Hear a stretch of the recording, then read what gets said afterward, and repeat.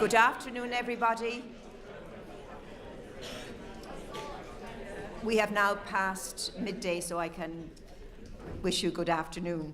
I'm going to announce the result of Ballot 1. But just before I do so, I just want to say that it was agreed this morning that 2 members of the steering group would observe the count, and that has happened, and everything is satisfactory from that point of view. The result will go up on the screen behind me, and I will read it out. This is the result of Ballot 1. The number of eligible voters, 91. Number of votes cast, 91. Invalid votes, 0, and total valid poll, 91. And the voting for option 1, Article 40.3.3 should be retained in full. That was 12 votes, or 13%. And option 2, Article 40.3.3 should not be retained in full. 79 votes, equivalent to 87%. So I've just, by way of explanation, I'll explain the number of eligible votes as being 91. I'll explain that is explained. Currently, there are 95 members of the Assembly, 95, and all of that information is on the website. And 4 of those were unable to attend this morning, and that explains the figure 91. I just wanted to give an explanation of that.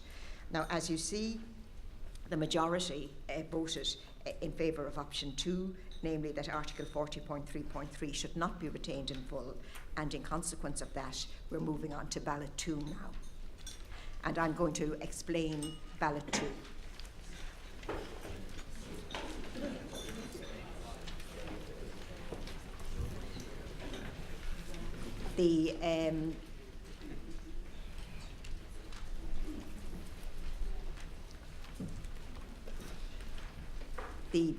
The voting on Ballot 2, which we've just seen, the voting on Ballot 1, which we've just seen, represents a clear decision that the members seek to change the status quo. And to be clear, if the Oireachtas was to act on this initial recommendation, a constitutional referendum would be required. I want to make that clear.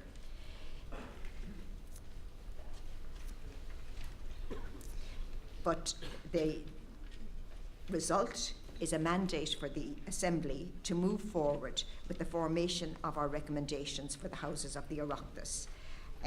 Ballot 2, which I'm discussing now, will look at the legal nature of the desired change. The proposed text of draft Ballot 2, as prepared by myself and the Secretariat, again with the assistance of the Expert Advisory Group and the input of the Steering Group, is on the screen behind me. You'll see it now. The proposed wording on the question on this ballot reads: do you think Article 40.3.3 should be repealed, i.e. deleted and not replaced, or replaced or amended? And the members have 3 voting options before them, and these are now presented on the screen. Option 1 is that Article 40.3.3 should be repealed.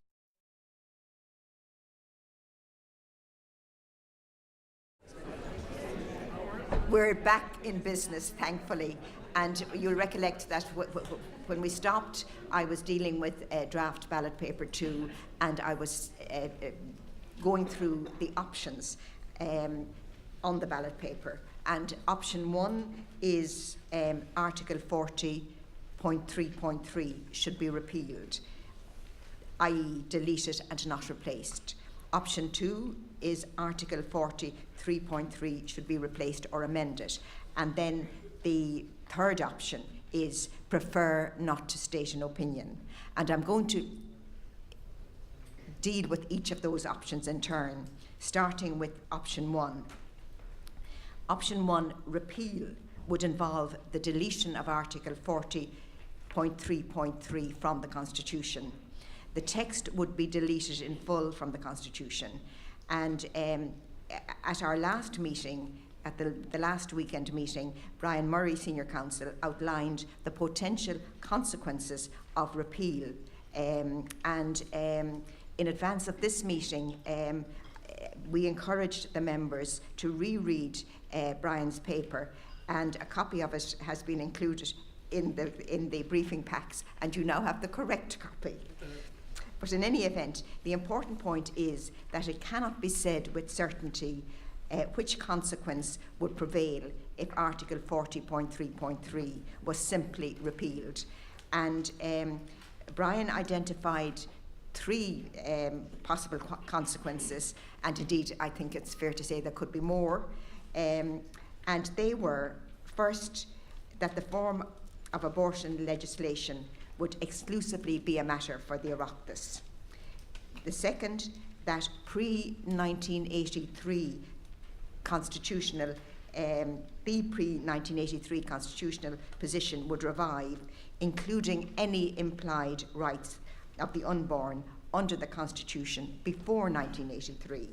And thirdly, that the rights of a pregnant woman to privacy, to bodily integrity, and to autonomy would prevail over many countervailing circumstances, including any rights of the unborn. There are three possible consequences that were identified. And Brian indicated that in his opinion, the consequence which would be most likely to prevail was the first consequence, that legislation would be exclusively a matter for the Oireachtas. But what we feel should be brought to your attention is that the position is not absolutely certain. So that the implications of a recommendation from the Assembly for the simple repeal of Article 40.3.3 would be uncertain. If option 1 is selected, the citizens would then go on to vote on Ballot 4A. Ballot 4A would provide recommendations of the Assembly to the Oireachtas about the reasons, if any, for which termination of pregnancy should be lawful in Ireland, as well as any gestational limits that should apply. So the Assembly would be giving their views to the Oireachtas. It's as simple as that. The information would be supplied under under Ballot 4A. Now going on to option 2, and that's to replace or amend. It would leave open the potential for the Constitution to continue to address the right to life of the unborn and or termination of pregnancy, either exclusively or in conjunction with legislation. This type of change could be done in a number of different ways.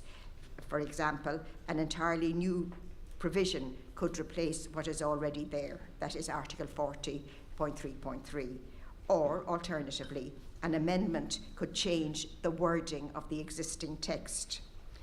The text of a replacement provision or amendment could be drafted in a multitude of ways to provide for a range of circumstances and issues.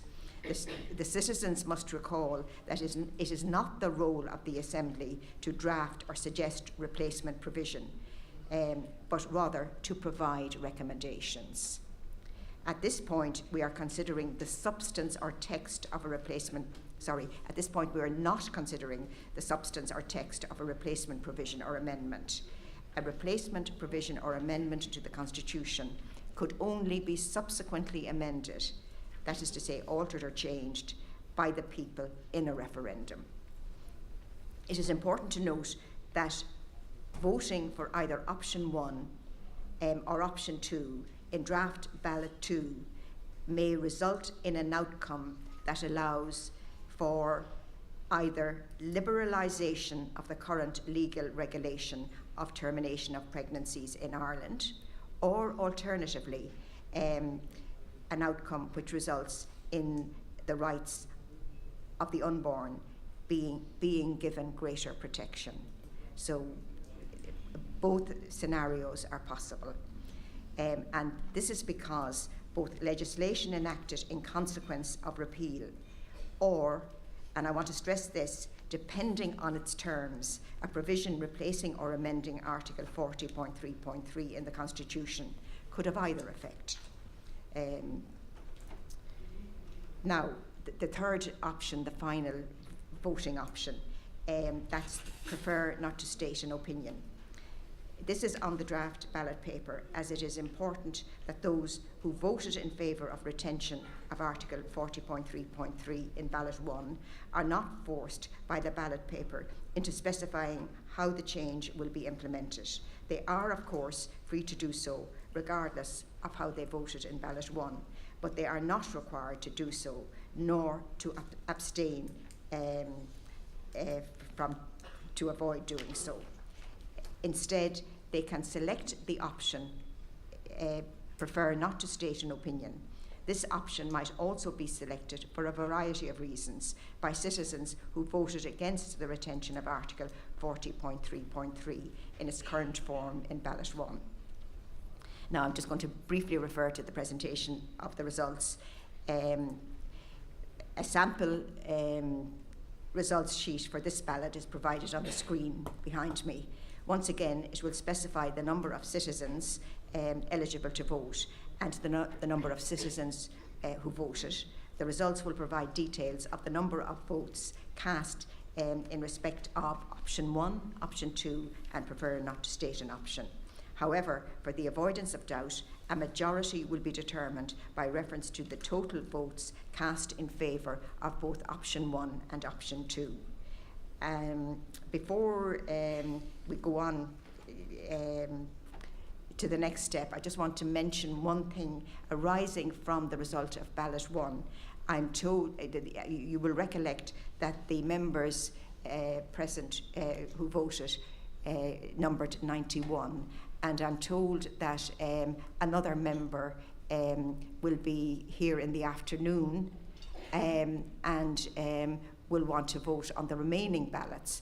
And what I propose at this stage is asking the members whether they have any objection to that, and if they have no objection, I would like to, in other words, no objection to the member who's not here at the moment joining in. If they have no objection, I'd like them to put up their hands now. So you have no objection. That's very good, very good. All right. We're now going to go into private session, and this will last for,